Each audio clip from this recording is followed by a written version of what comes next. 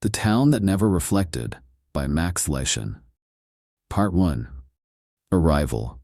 Elias Ward had been driving for 6 hours on the kind of road that makes you believe in nowhere. A ribbon of cracked asphalt pinned between pine forests and the coastal cliff, with the sea occasionally flashing like a blade through the trees. He told himself the trip was simple. Deliver a box of archived documents to a small municipal office, collect a signature, drive back before night. That was the story that fit in his head. The real story was heavier. It sat in his chest like a stone. An eviction notice, a bank account that didn't forgive, a phone that stopped ringing months ago.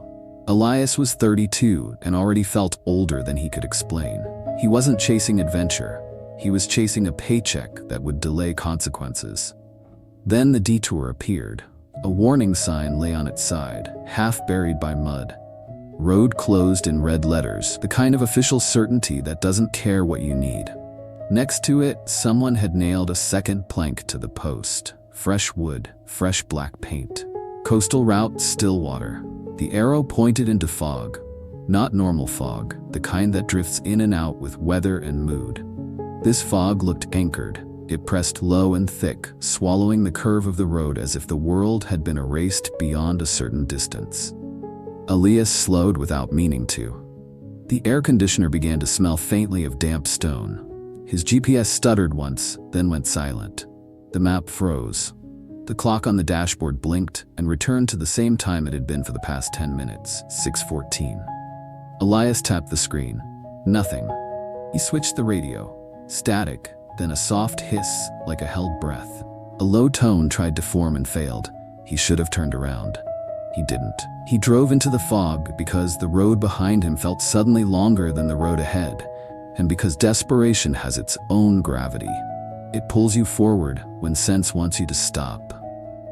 The fog thickened until his headlights were reduced to pale smears. The trees disappeared. Even the sea vanished, like someone had put a hand over it. And then, without warning, the town appeared. Not rising from the fog like a dramatic reveal, just there, as if it had been waiting in the same spot for centuries, and the fog had merely stepped aside. Buildings crouched close together. Street lamps stood with their lights off, their glass domes clouded. The road narrowed into a main street that felt too straight, too deliberate. Elias parked beside a curb that looked newly painted despite everything else being worn. When he shut off the engine, the silence snapped tight around him. The fog closed behind his car. And he understood, in a quiet part of his mind he couldn't argue with, that he had crossed an invisible line. The convenience store was the first open door he saw. The bell above the entrance did not ring when he walked in, although it moved. That small detail, sound missing where it should exist, made his skin prickle more than the fog ever could. A woman stood behind the counter. Not old, not young. Hair tied back so tightly it lifted the corners of her eyes. Her hands were folded, fingers interlaced, as if she had been arranged there. She watched him without blinking. Elias reached for a bottle of water. The plastic crinkled too loudly in the quiet. He glanced up and saw the mirror behind the counter, an old rectangle framed in tarnished metal. It was cracked straight down the center. Not shattered like it had fallen. Not spiderwebbed like it had been struck. Just split. Clean and patient, like a wound that had been allowed to heal wrong. Elias looked at himself. At first he saw what he expected, his face pale from driving, stubble, the tired sag around his eyes. Then his reflection hesitated. Not a full second, less. But enough for Elias to feel a cold bloom of panic. His hand moved, the reflection followed late, like it had to be persuaded. The woman spoke, voice flat and polite. Old glass, Elias forced a laugh. Yeah, coastal air. She didn't respond. Her gaze never shifted from his face to the mirror and back. It stayed on him like she was reading small print. He placed money on the counter. The woman didn't take it immediately. She waited until his fingers withdrew, then slid it into a drawer without looking down. When Elias turned to leave, he looked at the mirror one more time, against his better instincts. The crack ran precisely where his face should have been. He blinked, and it was normal again. But his heart did not unclench. Outside, the fog swallowed sound the way deep water swallows light. People were out, but the town didn't feel awake. They moved slowly, in ones and twos. A man pushed a cart with no visible contents. A teenager stood near a painted-over storefront, staring at nothing. A dog sat perfectly still beside a doorway, its eyes tracking Elias with uncomfortable intelligence. The locals watched him, not openly, not in the obvious way that would have been easier to confront. They watched as though Elias was a change in weather, a temporary condition they'd experienced before. What disturbed him most wasn't their attention. It was their faces. They looked correct, every feature in place. But something was missing, as if depth had been stolen from them and replaced with a careful imitation. Their expressions shifted with the right timing, yet the emotion didn't seem to reach the places it should. Smiles sat on mouths without touching eyes. Concern appeared like a practiced gesture. Elias passed a woman carrying bread. She nodded once, politely. Her eyes were the color of rainwater. He nodded back. For a moment it felt like she almost recognized him, not as a person, but as a pattern. He tried to tell himself he was projecting. He was tired. Fog does strange things to perception. Isolation does strange things to judgment. But then he caught his own reflection in a dark shop window and saw it warp, not with glass distortion, but like something behind the window had leaned closer. He turned. There was only his face and the street behind him. Still, he walked faster. The inn was called the Stillwater Inn, carved into wood above the door, the letters worn smooth as if many hands had traced them for comfort. Inside, the air smelled like old cloth and faint salt. The lobby was dim, lit by lamps with shades thick enough to choke light. The walls were draped in tapestries, rugs, heavy fabric, layers upon layers, as if the building had been dressed to hide its own skin. The innkeeper looked up from a ledger. He was tall, thin, and too calm. "Room?" he asked. "Yes," Elias said. "Just for the night. I'm passing through." The innkeeper's pen paused. "Everyone is." Elias tried to smile. "Is there another route out? My GPS died." "No signal here," the man said, like he was discussing the tide. He slid a key across the desk, old brass. The number plate was scratched and unpolished, as if deliberately dulled. Elias glanced around. "You really like fabric." The innkeeper's eyes flicked up, then away, then back, as if checking a habit. "We find reflective surfaces distracting. Guests sleep better." Elias opened his mouth to joke, but the words died. The innkeeper wasn't joking. It wasn't superstition. It was policy. In the room, the absence was immediate. No mirror above the sink, no shiny faucet, no framed glass, no television screen. Even the picture on the wall had been painted directly onto canvas with a matte finish. Elias rubbed his thumb against the doorknob, brushed metal that refused to shine. He set his bag down and sat on the bed. The mattress was firm, cold beneath the sheet, like it hadn't been warmed by anyone in a long time. He listened, not for footsteps, for something else. The building made a faint sound, irregular, like slow breathing trapped behind walls. Elias left the inn to find food and answers, but the town offered neither in a form he could hold. Windows existed, but their glass was scratched, painted, clouded, or covered. Some storefronts had curtains pinned from the outside, as if the owners feared the view as much as being seen. He watched a man approach a puddle in the road and step around it with careful precision, eyes fixed ahead. Another woman crossed the street to avoid the polished side of a parked vehicle. It wasn't casual avoidance. It was instinctive, like avoiding flame. A child ran past Elias laughing, then skidded to a stop at the edge of a shallow pool of water near the curb. The child's laughter died instantly. A woman, mother, aunt, guardian, Elias couldn't tell, grabbed the child by the shoulders and turned him away from the water. "Don't," she whispered. "Don't look." The child's eyes were wide, terrified, as if he'd been caught trying to do something obscene. Elias stared at the water. It was still. It did not reflect the sky. It did not reflect him. For a moment, he thought he saw something pale under the surface, like a shape pressing upward. Then a ripple, small and deliberate, touched the edge and vanished.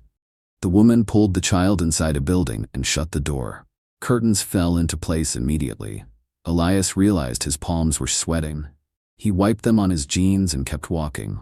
though every step felt less like a choice and more like a path already laid. The cafe was warm and smelled of bitter coffee. The tables were arranged with unnatural neatness. No one spoke above a murmur. Elias ordered soup he didn't want and sat near the corner where he could watch the room and the door. A man sat across from him without asking. He looked ordinary. That was the problem. Ordinary was a disguise that felt too intentional. "You shouldn't sit with your back to the room," the man said pleasantly. Elias stiffened. "Do I know you?" The man smiled. It was a good smile, too well made. It did not change when Elias frowned. "I know you," the man said. "People like you always arrive the same way. Fog, silence. That look in the eyes like you're trying to remember where you left your reality." Elias swallowed. "I'm just passing through." The man's smile remained, fixed, gentle, wrong. "You're always passing through, but the town." He paused, tasting the words. "The town is patient." Elias's soup arrived. The steam rose, but the smell was faint, as if even food had been muted here. "What is this place?" Elias asked quietly. The man tilted his head.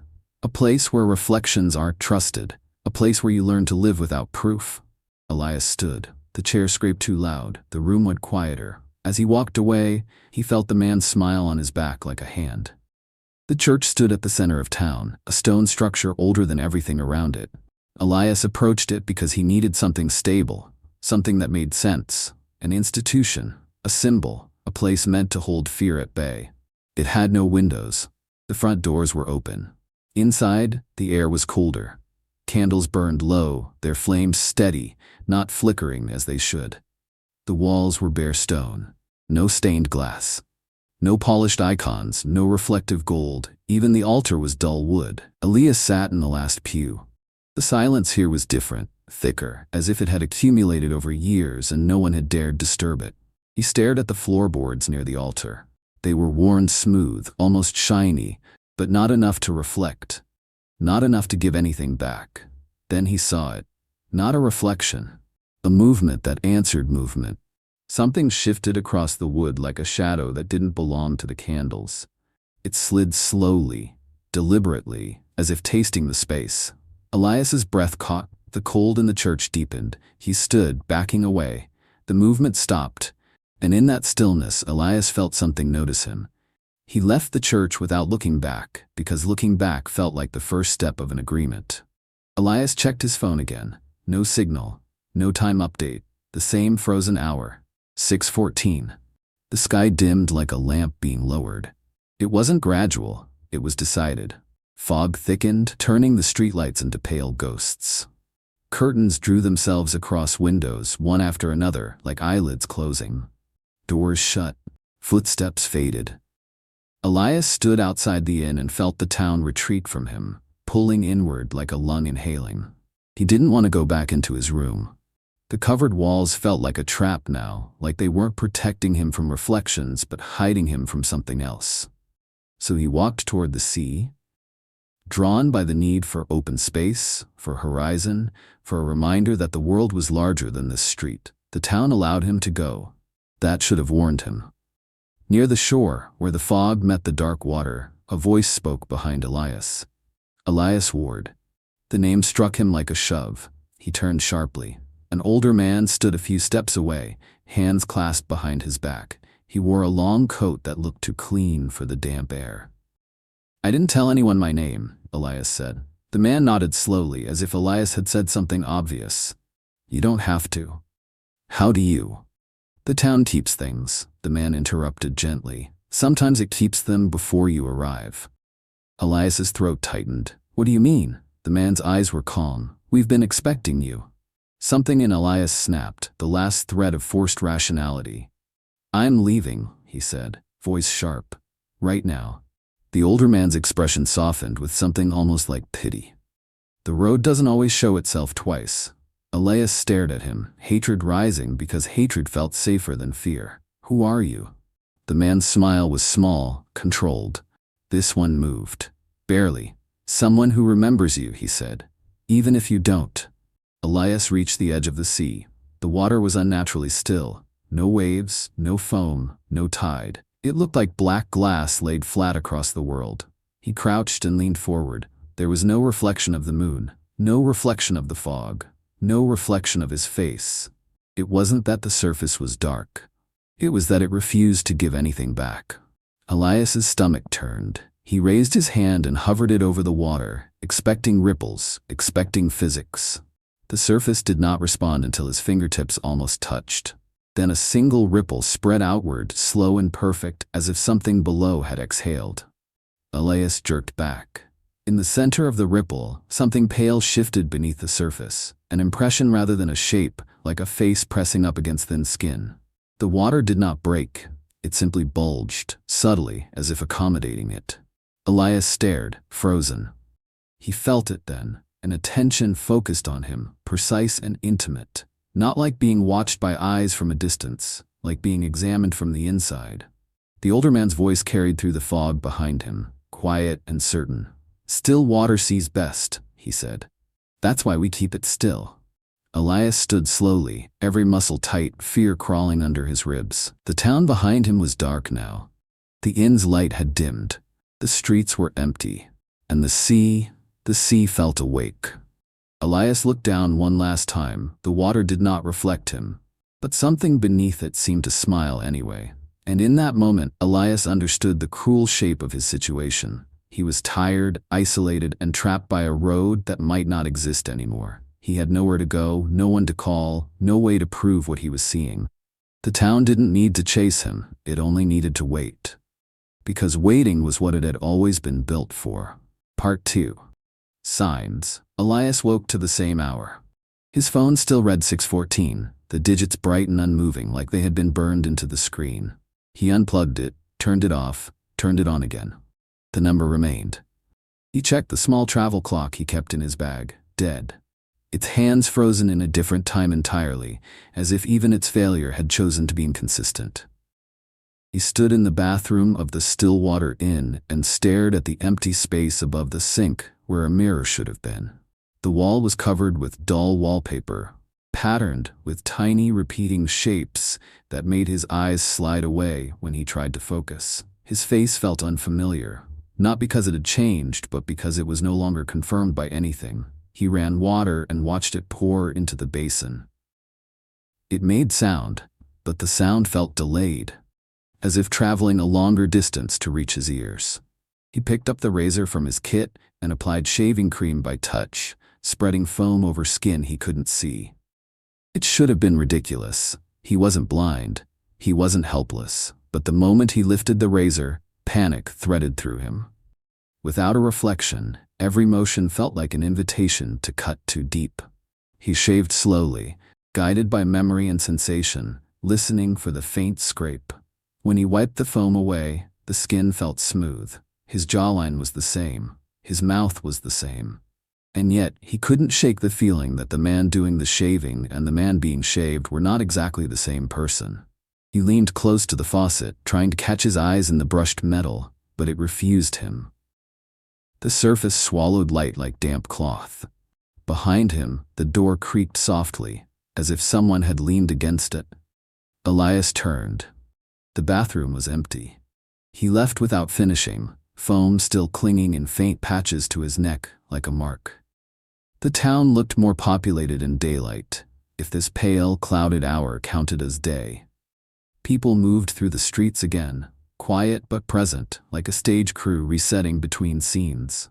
Elias walked without direction, following whatever felt least like a trap. He found the school by accident. A low building with a fence around it, the bars painted a cheerful color that had faded into something sickly. The windows were covered from the inside with paper. Not fully, though, just enough to blur the view. In the yard, children sat on the ground in clusters, drawing with chalk. They did not laugh.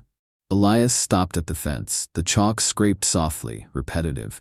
One child looked up and stared straight at him, eyes too calm. "What are you drawing?" Elias asked, forcing his voice to sound gentle. The child didn't answer. He only turned the chalkboard slate toward Elias. It was a face, an oval head, hair, ears. But where the features should have been, eyes, nose, mouth, there was only blank space rubbed smooth by the side of a hand, as if the child had tried to draw a person and then erased the part that made them human. Elias's stomach tightened. Why is it empty? The child's gaze flicked past him toward the street, toward the fog, then back. Because, the child whispered, and even the whisper sounded rehearsed. Faces aren't for here. A teacher appeared behind the child, so silently Elias didn't hear her footsteps. She rested a hand on the boy's shoulder. Her touch looked possessive rather than comforting.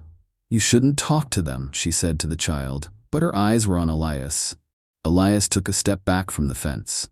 The teacher's hand tightened slightly, just enough to make the child flinch. Elias walked away, feeling the child's blank drawing pressed into his mind like a warning. Back at the inn, Elias sat on the edge of the bed and pulled out his wallet. He hadn't looked at the photos in months, not because he didn't care, but because the act of caring felt like pain without purpose.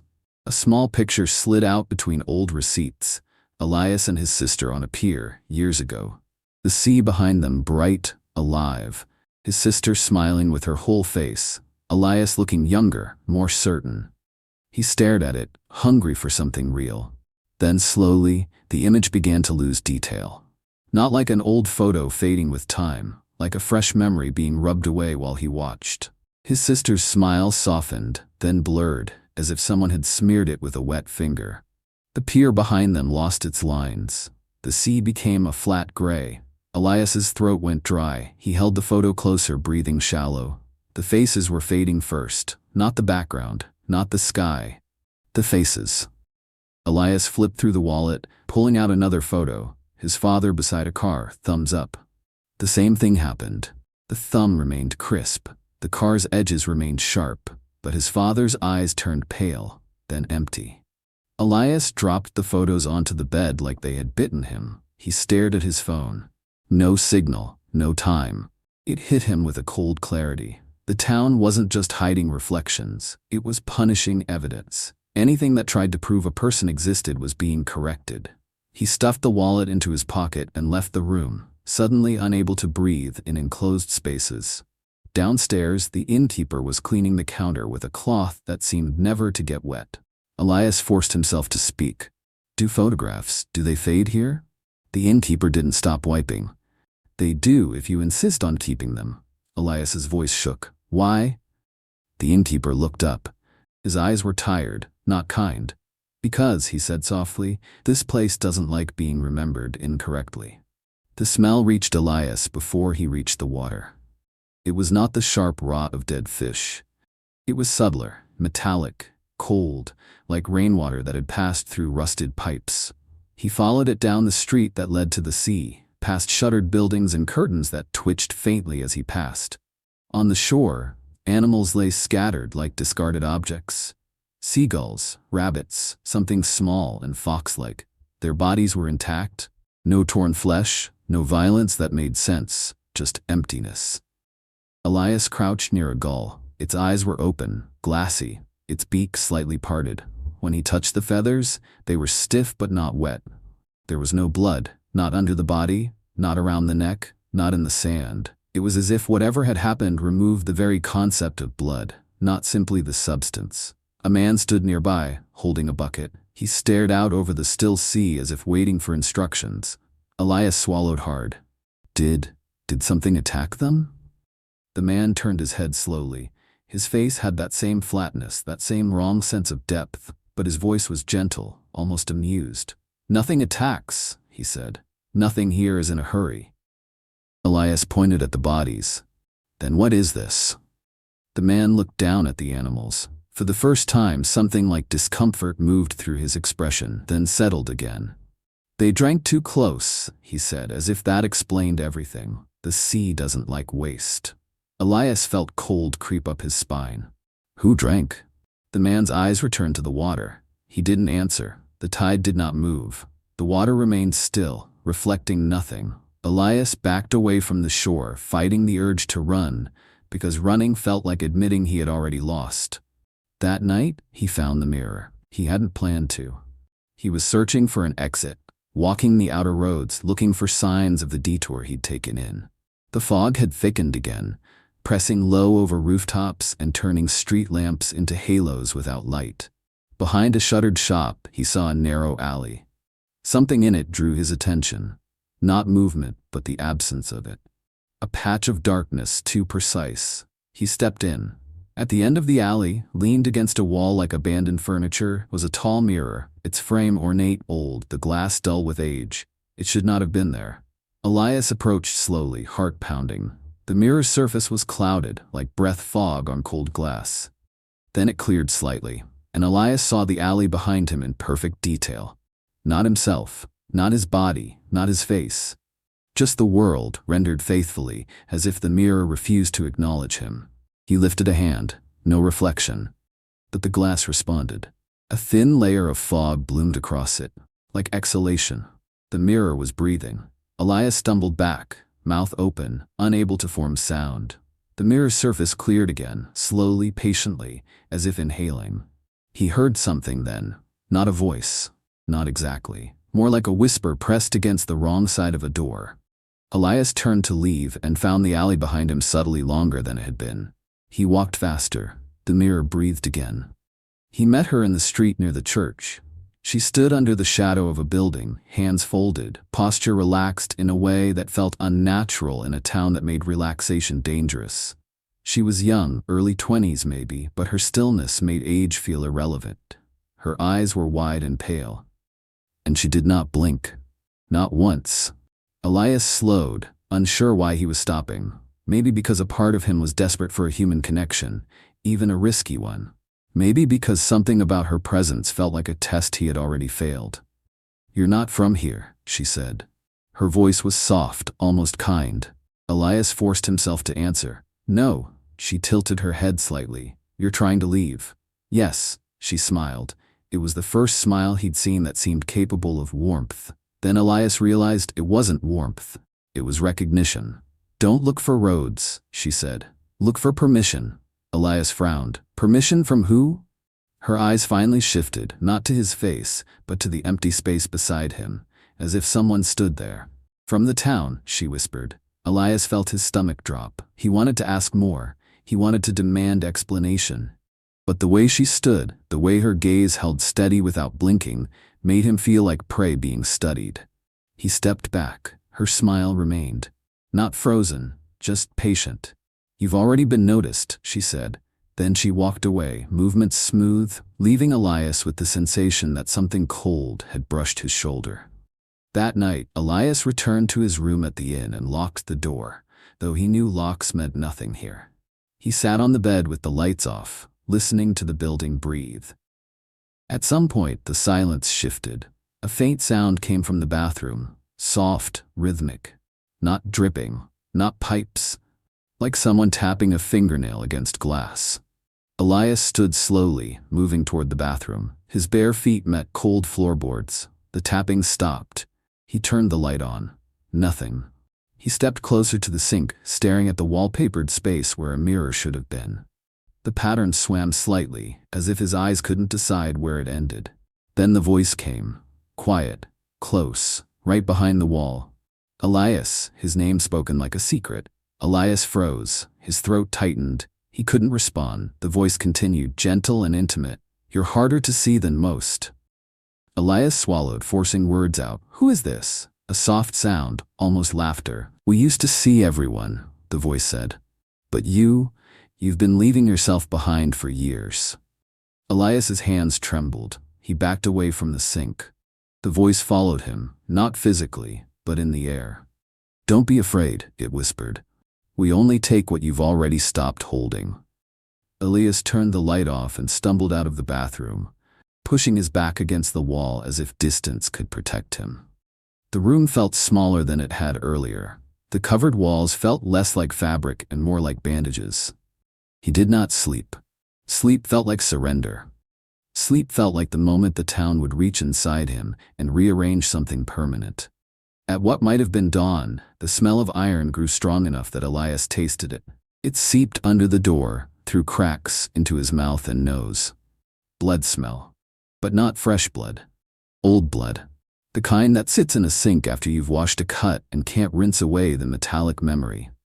Elias opened the door and stepped into the hallway. The inn was quiet. Too quiet. Down the stairs, the lobby was empty. The innkeeper was gone. The ledger closed, the lamps dim. Elias followed the smell outside. The town was wrapped in fog again, thicker than before. The street looked washed out, drained of color. And yet, along the edges of the road, near gutters, near doorsteps, there were thin, dark streaks, like someone had dragged something wet and heavy across the ground. Elias crouched and touched one with his fingertip. It wasn't liquid. It was dry, crusted, like old rust. He looked up at the buildings, at the closed curtains, at the silent doors. Somewhere behind them, something had fed, and the town had cleaned itself. The church bell rang at midday. It rang once, then again, a slow, solitary toll that carried through fog and silence like a heartbeat trying to imitate itself. Elias followed it to the church. The doors were open again, as if waiting. Inside, the candles were lit, though no one tended them. The air was colder than any stone building should allow. Elias stood beneath the bell tower and listened. The bell rang again. No rope moved, no mechanism creaked. It rang as if struck by an invisible hand. Elias backed away, eyes scanning the shadows. His gaze fell to the floor near the altar. Something was different. The wood there, worn smooth by years, looked almost reflective now. Not enough to show a face, but enough to show movement. Elias saw it clearly, a ripple of darkness sliding across the floorboards like a living stain. He stumbled backward, nearly tripping over the pew. The bell rang again, closer, louder, like the church itself was announcing him. Elias fled into the street, lungs burning, and the fog swallowed him like a mouth closing. By the end of the second day, if days existed here, Elias noticed something that made everything else feel secondary. People stopped looking at him. Not in the way that meant he had become accepted, in the way that meant he had become difficult to focus on. He stood in a shop doorway and watched locals pass. Their eyes slid over him like oil over water. A woman nearly walked into him, then paused, confused, blinking rapidly as if trying to remember why she had stopped. "Sorry," she murmured, stepping around him. Her apology sounded automatic, detached, as though she wasn't sure who she was apologizing to. Elias returned to the inn and spoke to the innkeeper. The man looked at him for a long moment, then lowered his eyes, uncomfortable. "You're fading," he said quietly. Elias's heart hammered.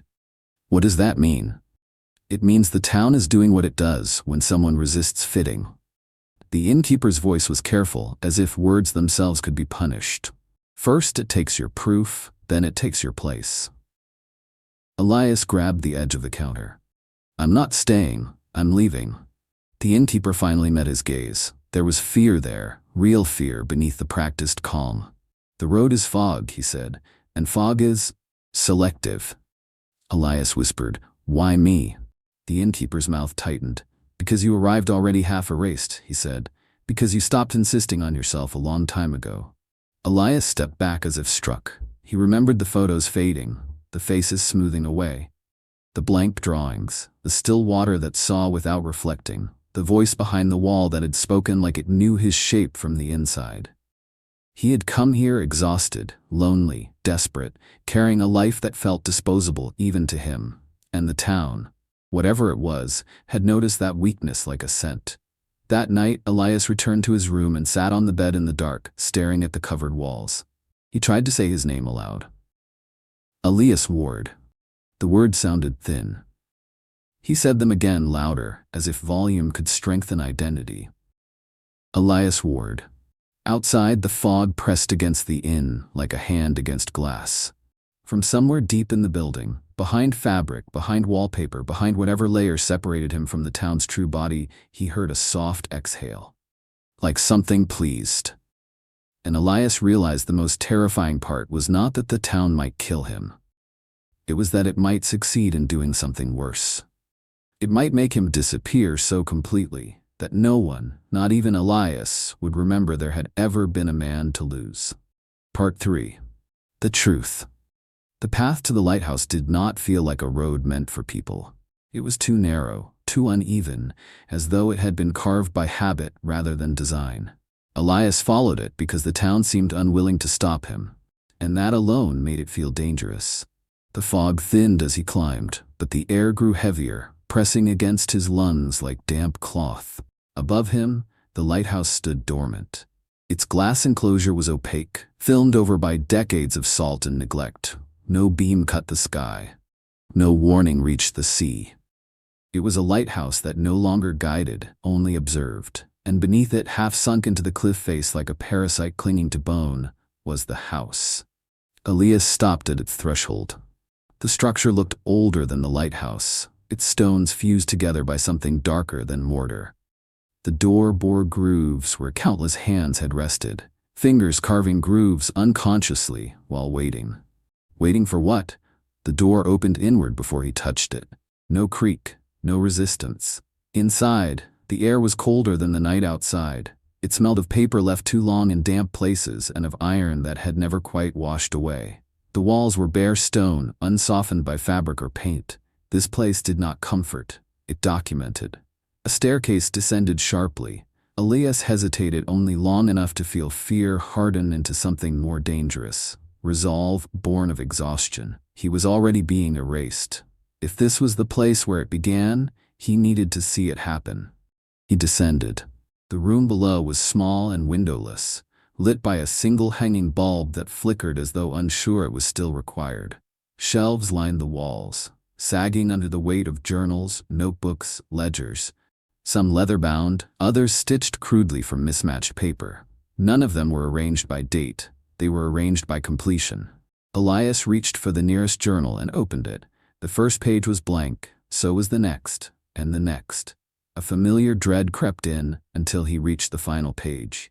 The handwriting was tight, controlled. Day 612. I don't feel urgency anymore. That should frighten me. It doesn't. Elias flipped backward. Day 601. My name sounds decorative when I say it. Day 580. People smile at me longer now. Day 544. Mirrors hesitate. Each page took him deeper, backward through a life dissolving in reverse. The entries grew more frantic as he turned. Day 401. I think the water knows me. Day 377. The town corrects mistakes. Day 352. Someone else answered when they called my name.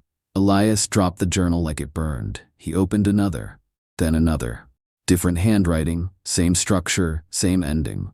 Every journal concluded with calm acceptance. Every journal began with terror. They're not diaries, Elias whispered. They're autopsies. A voice replied from behind him. No, it said, they're transition logs. Elias turned slowly. The man standing near the shelves had not entered the room. Elias was certain of that. He had simply been included. You read quickly, the man said. Most people linger longer in denial. Elias's throat tightened. You're Thomas. The man nodded. No, Elias said, stepping back. Thomas was exhausted, the man finished, and tired people break unevenly. Elias stared at him, forcing his mind to compare memory against presence. The voice matched, the posture matched. Even the faint tilt of the head was right, but the timing was wrong. Thomas's expressions arrived just late enough to be noticed, like a reflection that needed to be reminded to exist. You replaced him, Elias said. Thomas smiled, not defensively, not proudly. Replaced implies removal, he said. We prefer continuation. Elias shook his head violently. That's death. Thomas's brow furrowed almost sincerely. Is it? He stepped closer. I have Thomas's memories, his habits, his voice, his relationships. The town did not lose him. It refined him. Elias's stomach churned. Where's the original? Thomas's gaze drifted to the journals. He's everywhere here, he said, and nowhere burdensome. They don't kill, Thomas said, gently correcting Elias's thoughts. They continue. Elias sat heavily in a chair, the room spinning. You erase people. We complete them. Elias's voice rose. You hollow them out. Thomas considered this, then nodded. Yes, but hollowness is not absence, it's capacity. Elias remembered the blank faces in the children's drawings, the faded photographs, the way people had begun to look through him. You take what makes someone resist, Elias said. What makes them insist? Thomas smiled approvingly. You understand quickly. That doesn't make it right. No, Thomas agreed. It makes it necessary. Elias clenched his fists. Necessary for what? For survival, Thomas said simply. The town does not endure chaos. Identity is chaotic, memory is chaotic, reflection creates fracture. Elias laughed weakly. So you become everyone. We become stable. The room felt tighter, as though the walls were leaning inward to listen. You feed on us, Elias said again, on what we are. Thomas shook his head. Blood is crude, teeth are inefficient. Then what? Absence, Thomas interrupted. We feed on what people stop defending. Loneliness, fatigue, the desire to be done. Elias felt exposed, too seen. You arrived already fraying, Thomas continued. No one waiting for you, no place anchoring you. The town noticed immediately. Elias's chest burned. That doesn't give you the right. Thomas's voice softened. Rights belong to individuals. The town preserves continuity.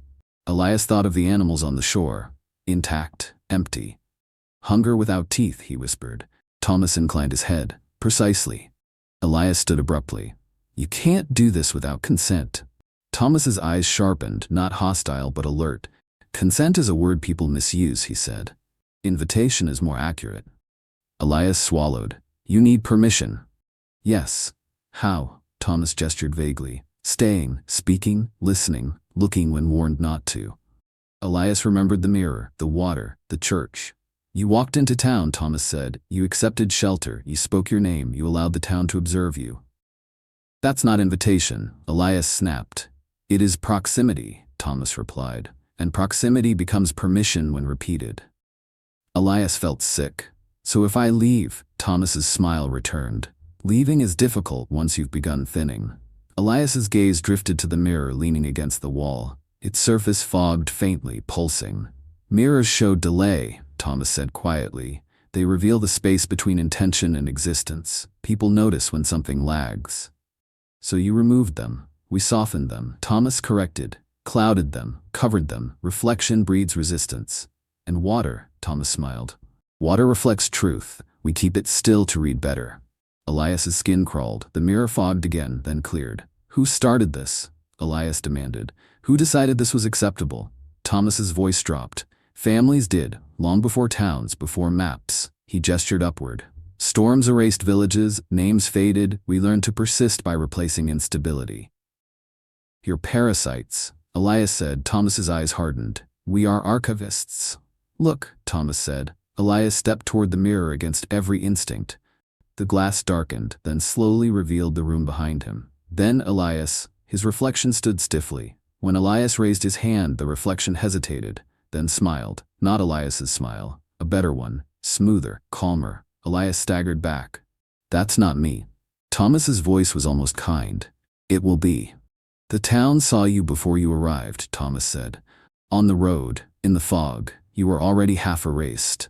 Elias's heart pounded. I won't let you take me. Thomas's smile was patient. You don't need to let us, you only need to stop insisting. The mirror breathed, the sea below exhaled. And Elias understood the final truth. The town did not hunt, it did not chase, it did not need force. It waited for people who were already disappearing, and finished the work gently, efficiently, forever. The lighthouse above remained unlit, the reflection waited. Part 4. Night of Choice. Elias left the house under the lighthouse without remembering the stairs. One moment, he was in the archive room, the mirror breathing behind him, Thomas's calm voice pressing logic into the cracks of his mind. The next, he was outside, fog wrapping the cliff path in wet silence, the lighthouse looming above like a blind eye that still watched. He walked downhill with the sensation that the town was adjusting him as he moved, testing how much of him remained. His thoughts felt slightly delayed from his body, as if his mind was lagging behind his own footsteps. By the time he reached the streets, dusk had already begun to gather. The town dimmed early, as it always did, like it preferred the world half-lit. Curtains drew shut. Lamps turned on behind fabric. Shadows lengthened without needing sunlight to do it. He approached a row of houses, searching for something practical. Tools, a phone line, a map, anything. A locked door would have been comforting. Instead, as he reached for the knob of the nearest house, the door opened inward. No hesitation, no creak. The handle turned by itself. Elias froze. Inside, the air was warm and stale, smelling of old soup and dust. A lamp glowed in the corner. The house looked lived in, shoes by the wall, a coat draped over a chair, a half-folded blanket on the couch. But no one was there. Elias stepped back and the door moved again, opening wider as if inviting him to enter properly. Behind him, another door clicked. Then another. All along the street, houses quietly unlocked themselves, one after another, as though a single hand was turning every bolt. Elias felt his chest tighten. He could almost hear the town thinking, "If you refuse, you are ungrateful. If you enter, you agree." He stumbled away, refusing to touch any threshold, but the doors continued opening behind him, silent mouths offering shelter, offering permission, offering the simplest path into surrender. He went to the sea because it was the only place wide enough for his panic to breathe. The streets guided him toward it without guiding. Every turn felt inevitable, as though the town gently redirected him with architecture rather than force. When he reached the shore, the fog was thicker, hovering low over the water like a lid. The sea lay still. Then it changed. The surface darkened further, not like night falling, but like ink spreading through clear water. It moved in slow waves outward from a point near the center of the bay. Blackness thickened and pooled, swallowing the faint suggestion of moonlight. Elias watched, hypnotized and terrified. The water was becoming something else. Not simply dark, but opaque, as if it no longer belonged to the world above it. He realized with cold certainty that the sea was not reflecting because it was no longer acting as a surface. It was acting as an eye. A shape shifted beneath it. Not a fish, not a seal, something broader, deeper. An impression of mass turning slowly, aligning itself with his presence. Elias backed away, boots sinking into damp sand. The black water did not ripple with waves. It rippled with attention. From somewhere behind him, the town creaked, a subtle sound like old wood settling. And Elias understood that the sea's darkness was not weather. It was invitation. He returned to the inn because there was nowhere else that was allowed to feel safe. The Stillwater Inn looked the same from the outside. Dim light, covered windows, the carved name above the door smoothed by countless fingers. But something in Elias resisted it now. The inn no longer felt like shelter. It felt like a waiting room. Inside, the lobby was empty. No innkeeper, no ledger, no lamps turned up. Elias climbed the stairs and paused at the landing. Voices drifted through the hallway. Soft conversation, laughter, subdued as though it were being practiced. Elias felt his skin tighten. There had been no guests when he arrived. The inn had been too quiet. Now doors were open, light leaking through cracks. He stepped toward the nearest room and looked inside. A man sat on the bed, tying his shoes. Elias recognized the posture instantly. His friend Mark, from years ago. Mark, who had once helped him move apartments, who had once said Elias looked like someone carrying a whole storm in his ribs. Mark looked up and smiled. The smile was correct, but the eyes were wrong. "Eli," Mark said warmly. Elias's mouth went dry. "Mark?" The man's gaze held him with easy familiarity. "You finally came. We've been waiting." Elias backed away, heart hammering. "You're not." The man stood smoothly, movements slightly too fluid, like someone had studied human motion in a book. "Don't do that," he said gently. "Don't insist on details. Details hurt." Another door opened across the hall. A woman stepped out, Elias's sister. Not the blurred face from the faded photograph. Not the memory. Her face was sharp and present, hair falling the way it used to, expression soft with concern. "Elias," she said, his throat constricted as if the name was a hook pulled tight. She smiled. "You look tired." Elias wanted to run. He wanted to scream. But his body froze under the weight of recognition weaponized. The town had reached into him, into his history, and pulled out shapes that could disarm him. Thomas's voice echoed in his mind. "We refined them. These faces were not replacements, they were tools, borrowed from his life to make surrender feel like comfort." Elias retreated into his room and slammed the door. The lock clicked, but the sound felt symbolic rather than practical. He stood in the dark, breathing hard, listening. The hallway went quiet again. Then came the sound from the bathroom. Soft tapping, fingernail against glass, patient, rhythmic. Elias's stomach twisted. There was no mirror in the bathroom, only wallpaper, only dull metal, only the absence that had haunted him since arrival.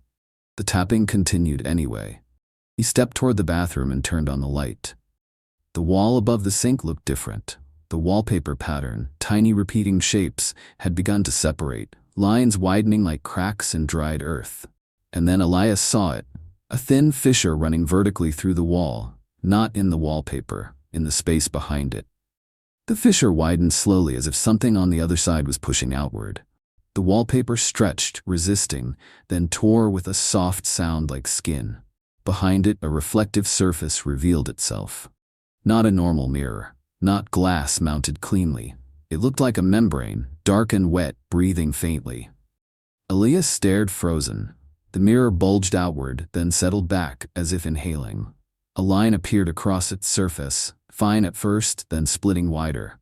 A crack, but the crack did not spread outward like broken glass. It spread inward, as though the mirror was cracking from the inside. A voice pressed through. "Elias," it whispered. He stumbled back, hitting the doorframe. "No." The mirror breathed harder, fogging, clearing, fogging again. The crack widened, and for a moment Elias saw something behind it. An eye, pale and unblinking, studying him with intimate calm. "You're almost ready," the voice murmured. Elias grabbed a towel and threw it over the mirror, covering it. The towel clung to the surface as if pulled by suction. For a moment he thought it might hold. Then the towel twitched, as if something beneath it smiled. Elias fled the room and went downstairs, desperate for anyone human enough to panic with him. He found the innkeeper in the kitchen, standing by a sink filled with dark water. His hands were submerged, motionless. The innkeeper looked up slowly. His eyes were red-rimmed. Not from crying, his face wasn't capable of that kind of release, but from fatigue that had become structural. "You saw the archive," the innkeeper said. Elias nodded, voice shaking. "They're using people I know. Faces. Voices." The innkeeper sighed. A real sigh. It sounded like surrender. "It's easier that way," he said. "They don't drag you. They invite you to step in." Elias stepped closer. "How do I stop it? How do I leave?" The innkeeper's gaze drifted toward the ceiling, as if listening to the building. "There's a cost," he said quietly. Elias clenched his jaw. "What cost?" "To be remembered," the innkeeper whispered. "To keep your edges. You need an anchor." Elias frowned. "A person?" "A witness," the innkeeper said. "Someone who insists you exist, someone outside the town's correction." Elias felt hope flare, sharp and painful. "Then I just call someone." The innkeeper's mouth tightened. "No signal, no time, no outside." Elias's voice cracked. "Then what?" The innkeeper looked at him as if pity were dangerous. "Then you make one." Elias stared. "How?" The innkeeper's hands tightened on the sink edge. "You trade. The town always accepts trade." Elias's stomach dropped. "Trade what?" The innkeeper didn't answer immediately. He looked down at his submerged hands. Then he said, almost inaudible, "Someone else's proof." The town fed that night. Elias felt it like a pressure change, like the atmosphere had shifted, thickening. The fog outside pressed against the windows harder, and the lamps behind fabric dimmed to a dull pulse. He stepped out into the street, driven by dread. The town was awake in the way predators are awake. Silent, coordinated, patient. He saw people walking in pairs, smiling softly, guiding each other toward open doors. Houses that had been empty now held light. Shadows moved behind curtains. Elias followed one pair at a distance. A young man, human, frightened, trying to hide it, was led by an older woman into a house. The door closed behind them. Elias waited, breath shallow. No screams, no struggle. Minutes passed. Then the young man came back out, walking steadily, expression calm. The older woman followed, smiling. Elias stepped out of hiding. "Hey!" The young man turned. His eyes were glassy, peaceful, emptied. "You okay?"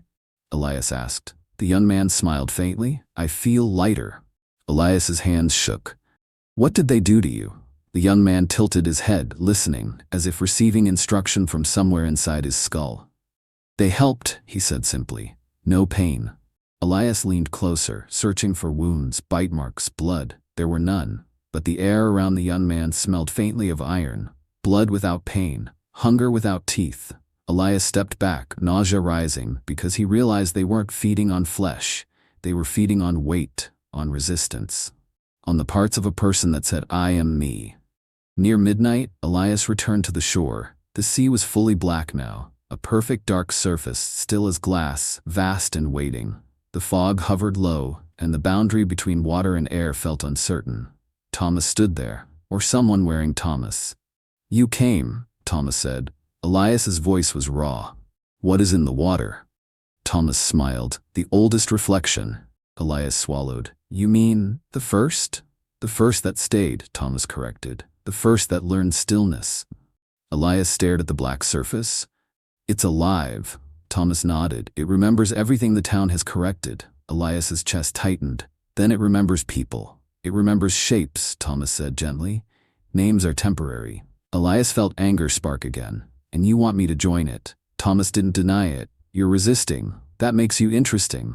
Elias whispered. "I'm not joining." Thomas stepped closer. "You already are." Elias's stomach dropped. "No." Thomas gestured toward the water. Elias saw it then, a faint outline beneath the surface, like a face pressed up, but larger than any human face. A contour that suggested thousands of overlapping features blurred into one. It was not one reflection. It was a reservoir of them. Thomas spoke softly, as if offering a kindness. "There's a way to keep your edges," he said, "a way to be remembered." Elias's hands clenched. "You said it costs." Thomas nodded. "Everything costs. The town is honest about that." Elias's voice trembled. "What do you want from me?" Thomas's smile was almost sympathetic. "A promise." Elias stared. "A promise to what? Stay?" "To stop fighting," Thomas said. "To let the town refine you gently instead of tearing you apart." Elias shook his head. "That's not a promise. That's surrender." Thomas's gaze slid toward the fog behind Elias as if he could see through it. "Then make another promise." Elias's breath caught. "What promise?" Thomas's voice lowered. "Bring someone else." Elias felt his stomach drop so hard he nearly gagged. "No." "You need a witness," Thomas said quietly. "You need proof. The town accepts trade." Elias whispered, "You want me to sacrifice someone?" Thomas's expression stayed calm. "I want you to choose." The fog thickened around them, pressing close, listening. "You can disappear alone," Thomas continued, "or you can remain, at the cost of another person's certainty." Elias's throat burned. "That's not a choice." "It is," Thomas said, "because you're still insisting on moral comfort. That's part of what makes you heavy." Elias staggered back from him, tears rising, not from sadness but from horror at the shape of his situation. Elias returned to the inn, feeling the town's pressure in every step. His name felt thinner when he thought it, like it belonged to someone else. The faces in the hallway, Mark, his sister, were gone now, doors closed, lights dim. But he knew they could return at any moment. The town could borrow anyone he loved to make him stop resisting. In his room, the towel in the bathroom had fallen to the floor. The mirror membrane behind the torn wallpaper was uncovered again. It breathed slowly. Elias stood in the doorway, shaking. He approached it like approaching a cliff edge. In the reflective surface he did not see himself. Not at first. Then, slowly, his shape emerged. Not crisp, not stable, but present enough to hurt.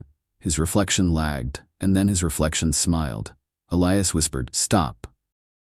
The reflection did not stop. It lifted a hand a moment after Elias didn't. It tilted its head a moment after Elias didn't. It was learning independence. Elias realized with cold clarity what becoming still meant. It wasn't death. It wasn't transformation. It was replacement so gradual the victim would eventually agree that nothing had been taken. He pressed his palm to the mirror. It was warm. It pressed back. Elias woke later on the floor. He didn't remember falling asleep. He didn't remember choosing unconsciousness. He only remembered the mirror's warmth, the sensation of something pressing back, and then a soft darkness. The room was dim, fog pressed against the window. His phone still read 6:14. He sat up slowly, heart pounding.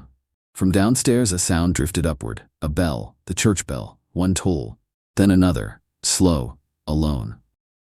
Elias stood, unsteady, and realized something horrifying. The bell wasn't calling the town, it was calling him.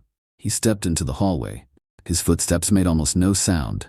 He paused, listened. The town felt quiet in a new way, like an auditorium waiting for a performer. Like everything had arranged itself to witness a final choice. Elias opened his mouth to say his name, to anchor himself. Elias. The word cracked halfway out, thin, weak. He tried again, louder. Elias Ward. The hallway swallowed the sound. It did not echo. It did not carry. It died immediately, as if the building refused to let it travel.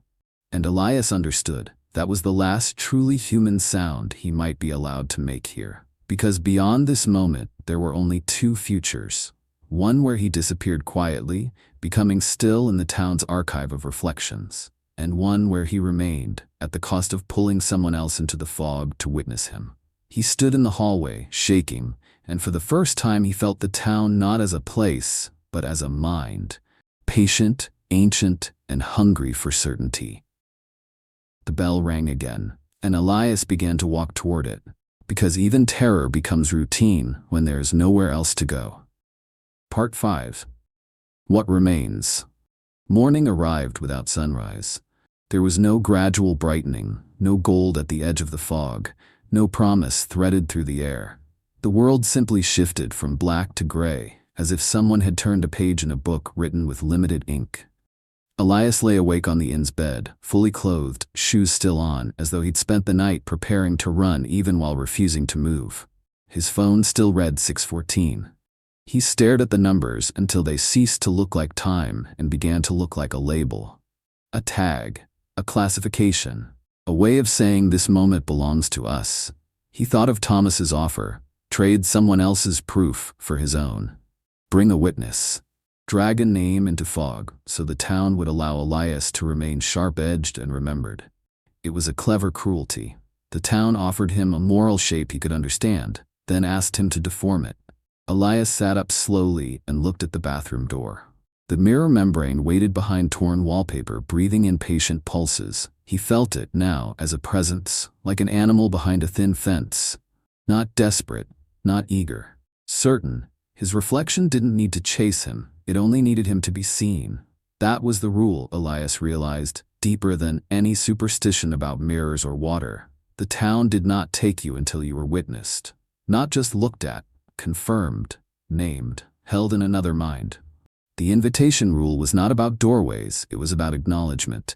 To be recognized was to be reachable. And Elias had spent years craving recognition. The small proof of existing to someone else. A call, a reply, a hand on his shoulder. Now, recognition was a trap. He swung his legs off the bed and stood in the dim, gray light. If the town fed on what people stopped defending, then maybe the only defense left was to stop offering anything to be fed on. Not strength, not love, not fear, not even presence. Outside, Stillwater wore its most convincing face. Shutters opened, curtains shifted. A few people walked the street with grocery bags. A dog trotted across a lane and sat neatly by a doorway, watching Elias with that same unnerving intelligence. If someone drove through quickly, if they never stopped, never looked into windows, never tried to confirm their reflection, they might believe this was a quiet coastal town where life moved slowly. A place forgotten by maps, not by reality. Elias passed the convenience store again. The woman behind the counter stood in the same position, hands folded, gaze steady. He didn't go in. He didn't want to be seen by her more than he already had. He walked toward the church. Not because he wanted salvation, but because he wanted a structure that had existed before him and would exist after him. Something that didn't care if he was remembered. As he approached, the bell was silent. That frightened him more than its ringing had. The silence felt like a tension, like the town holding its breath. Elias stopped in the street and closed his eyes. In the darkness behind his eyelids he pictured faces. His sister, Mark, his father. He pictured the blurred photographs, their faces erased first. The town didn't want their images. It wanted their function. It wanted to use them as witnesses, to confirm Elias's outline until it could replace it. He opened his eyes and looked at the houses. Some doors were slightly ajar, as if inviting him to step in. He didn't. He moved through the town like a man trying not to leave footprints. By midday, if midday existed, voices appeared at the edge of the main street. Laughter, bright and careless. Elias froze behind a corner and watched. A small group of tourists walked into town as if it were a scenic stop. Two couples and a teenage girl with a backpack. They wore colorful jackets, held phones up, pointed at the fog with delighted disbelief. Looks like Silent Hill, one of them joked. They took pictures. The first photo flashed, and Elias felt something in the air tighten, as though the town had been offered a new kind of proof. The tourists moved forward, filming storefronts with painted windows, photographing the church's windowless stone. They posed by the inn sign, smiling widely, faces eager to be captured. Elias watched them with horror that ran deeper than fear. The tourists were doing the one thing the town loved most, creating records, confirming the town's existence, confirming their own, inviting the town to hold them. He wanted to shout, to warn them, but warning would require interaction. Interaction would require being perceived, and if Elias could be perceived, he could be held. One tourist stepped near a puddle and tilted her phone downward, trying to capture the fog's reflection. She laughed, frowning at the screen. "Why is it not showing?" she said. "My camera's bugging." Another tourist leaned in. "Weird, try again." Elias felt his throat close. He wanted to drag them back to the road, to the world that still had sunlight and ordinary mirrors. But the fog behind them had thickened. The road they came from already looked less certain. The town was learning their outlines fast, and Elias understood with bleak clarity, the town did not need residents, it needed visitors. People who arrived full of identity and proof, eager to be recorded. People who insisted. People who could be corrected. Elias returned to the lighthouse at dusk. He didn't know why he went there until he stood at the cliff's edge and understood. The lighthouse was the town's eye, but also its boundary. The place where the town watched the sea, and the sea watched back. The door to the house beneath it was open again. Inside, the archive room smelled of damp paper and iron. The bulb still hung from the ceiling, flickering in weak pulses. Thomas stood beside the mirror. He looked calm, almost relieved. "You came back," Thomas said. Elias's voice was steady in a way that surprised him. "I'm not making your trade." Thomas's expression didn't change, but something behind it sharpened. "Then you'll disappear." "No," Elias said. "I'm doing something you can't correct." Thomas stepped closer. "There is nothing outside correction." Elias looked at the mirror. For the first time since arriving, he saw his reflection clearly. Sharp edges, clear eyes, a face with depth.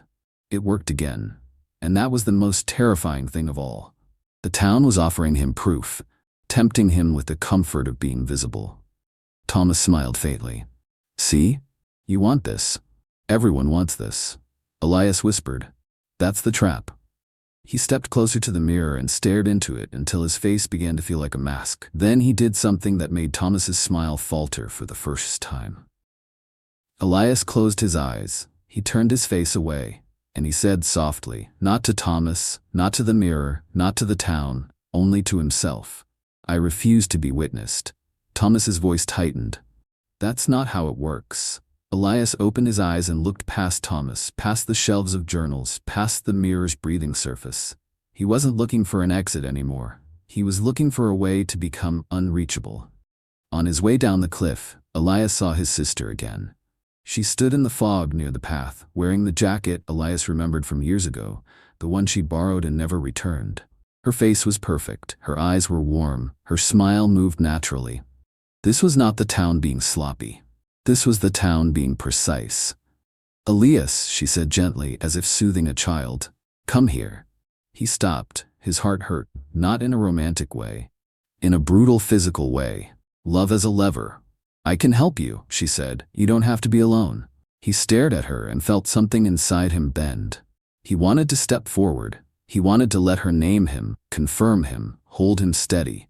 He wanted the relief of being remembered by someone he loved. That was the invitation. That was the rule's sharp edge. To refuse witness meant refusing comfort. His sister raised her hand and waved. The wave was slow, gentle. And then, behind her, another hand rose from the fog and waved too, out of sync like a delayed reflection. Elias felt cold flood his veins. His sister's wave ended. The other hand continued. Elias backed away. "I'm sorry," he whispered, and he wasn't sure if he meant it to her, to himself, or to the part of him that still wanted to be held. He turned and walked away without looking back, because looking back would mean seeing her again, and seeing her again would mean being seen. The next day, the lighthouse was closed. No sign appeared. No chain hung across the door. It simply became inaccessible, the way dreams become inaccessible when you wake. Elias walked the path and found only fog where the structure should have been. Not vanished. Reorganized. The cliff face looked smoother. The stone looked unbroken. The lighthouse's absence felt deliberate, like a thought removed from a mind. Elias stood there, breathing hard, realizing the town could move its own landmarks when threatened. The house under the lighthouse, the archive, the journals, those were truths the town tolerated only while they remained contained. Elias had taken the truth into himself. Now the town was sealing the container.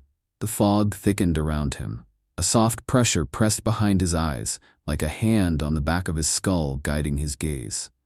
Look, the town seemed to insist. Be seen. Elias closed his eyes. He pressed his palms against his face, blocking even his own sight, and stood still until the pressure eased. He walked back down the cliff path with his eyes lowered, refusing to grant the town the satisfaction of watching him watch it. The sea returned to stillness, not the blackness of feeding, not the rippling attention of the oldest reflection, just quiet water, gray under fog. It was a performance. Elias understood now. The town could make itself appear harmless when it sensed resistance. It could offer normality like bait. On the shore, the tourists wandered again, laughing, taking more photos. Elias saw one of them, one of the men, standing at the edge of the water, staring down at his phone as if confused. His partner touched his arm. "What's wrong?" The man blinked slowly. I don't know." His partner laughed. "You're weird, come on." The man followed, expression smoothing into calm. Elias watched the man's face flatten slightly as he walked, like clay being softened by invisible hands. Still water, quiet sea, the town was feeding politely. That afternoon, Elias tested his refusal. He walked into the main street and stood where everyone could see him. People passed. A woman nearly bumped into him, paused, frowned, then stepped around him as if he were a post. A man looked directly at Elias, eyes narrowing in confusion, then glanced away quickly like his mind refused to hold the image. Elias spoke. "Excuse me." No one turned. It wasn't that they ignored him out of rudeness. It was that the town had begun to remove him from others. Not by killing him, by stripping him of witness. He walked to the inn and found the signboard outside altered. Where it once read the Stillwater Inn, the letters now looked subtly different, as if the name had been repainted. The innkeeper's name on the small plaque by the desk had changed too. Not removed, replaced. New names on old doors. Elias realized with dread that the town wasn't only erasing people. It was rewriting the labels that anchored them. Changing names was an act of control over memory. And Elias, refusing witness, was becoming something the town couldn't label. That made him dangerous. Or useless. He couldn't decide which was worse. That night, Elias returned to his room and found the bathroom wall repaired. The torn wallpaper was smooth again, patterned seamless, as though it had never been disturbed. But the air in the bathroom felt warmer. He leaned close to the space above the sink. The dull surface of the faucet looked slightly more reflective. Elias stared at it, trying to catch his eyes. For a moment, nothing. Then, faintly, a shape appeared. His outline, his eyes, his mouth. And his reflection smiled before Elias did. Elias's chest tightened. He stepped back, heart pounding. The reflection's smile widened slightly as if amused. Elias whispered, "No." He turned away, refusing to look. But in his peripheral vision he felt it. His reflection trying to catch up, trying to align, trying to become the version of him that the town could keep. He understood then. Refusing witness didn't stop the town from building an imitation. It only deprived the imitation of confirmation. The reflection needed a witness to become real. And if Elias could deny it that, he might survive as a kind of absence. A person-shaped gap. A ghost the town could not archive. On the final morning without sun, Elias walked toward the road out. He didn't know if it existed. He didn't know if the fog would open. He didn't know if leaving was possible. But he knew something deeper. He was no longer trying to escape physically. He was trying to escape conceptually. to refuse being held in anyone's mind long enough to be claimed. The town felt quieter as he approached the edge. No doors opened, no faces appeared, no borrowed voices called his name. That scared him more than any pursuit. Silence meant the town was adapting. At the last bend before the fog wall, Elias stopped. He looked back once, just once, at the town. It looked normal. It looked harmless. It looked like a place waiting to be photographed. And in a doorway near the inn, someone stood and raised a hand in a small wave. Elias didn't look long enough to identify the face. He didn't allow recognition to form. He did not wave back. He turned forward and stepped into the fog. Behind him, a voice, soft, almost affectionate, drifted through the gray. "Welcome home." Elias kept walking, eyes lowered, refusing to confirm whether the voice belonged to Thomas, to his sister, to the town itself, or to the reflection trying to catch up. The fog thickened. Sound vanished. And Elias understood the last, quiet truth of his third option. He would not win by being stronger. He would not win by being remembered. He would not win by escaping the town's borders. He would win, if it could be called winning, by becoming the one thing Stillwater could not archive. A man who refused to be witnessed.